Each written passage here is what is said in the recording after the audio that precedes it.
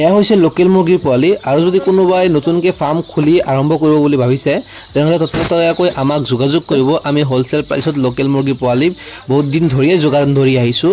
মাজতে আমি আমাৰ ইউটিউব চেনেলত লোকেল মুৰ্গী হাঁহৰ পোৱালি ভিডিঅ' দিয়া নাই, কাৰণ অজস্ৰ কাষ্টমাৰে আমাক আগতীয়াকৈ অৰ্ডাৰ দি ৰাখিছিলে।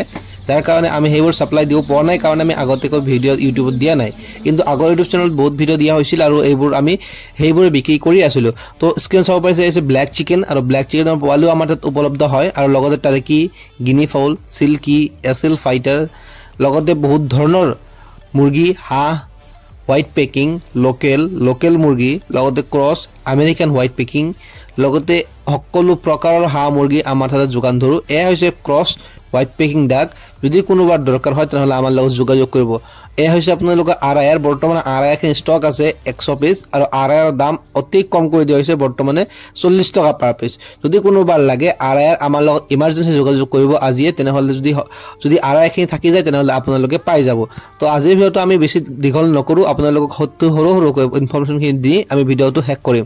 এয়া হৈছে আমাৰ পোৱালিখিনি গণনা কৰাৰ প্ৰচেছ, আৰু আমাৰ যিখিনি অৰ্ডাৰ আজি ইভিনিং আহিছিলে সেইখিনি আমি পেকিং কৰি আছোঁ। আৰু এই হৈছে আমাৰ কৰ্মচাৰীসকল, সেইসকলে আমাৰ মালখিনি পেকিং কৰি আছে। মালখিনি পেকিং কৰিহে আমাক সকলো ডেলিভাৰী কৰিবলৈ ব্যৱস্থা কৰিব। আৰু আজি এইখিনি যাব পিঠাখোৱা, আৰু লগতে শিৱসাগৰ ডেলিভাৰী আছে।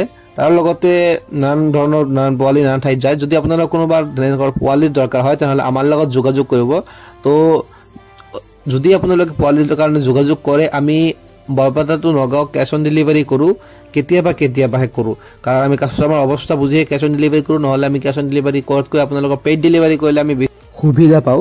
তাৰ লগতে আপোনালোকৰ সুবিধাৰ্থে আমি বহুত ব্যৱস্থা আগতীয়াকৈ কৰি ৰাখিব পাৰোঁ। তো আপোনালোকৰ ভিডিঅ'টো আজি শেষৰ দিশলৈ গৈ আছে। যদি ভিডিঅ'টো ভাল লাগিছে তেনেহ'লে আমাৰ ভিডিঅ'টো এটা লাইক কৰি দিব, চেনেল ছাবস্ক্ৰাইব কৰি ৰাখিব। জয় অসম।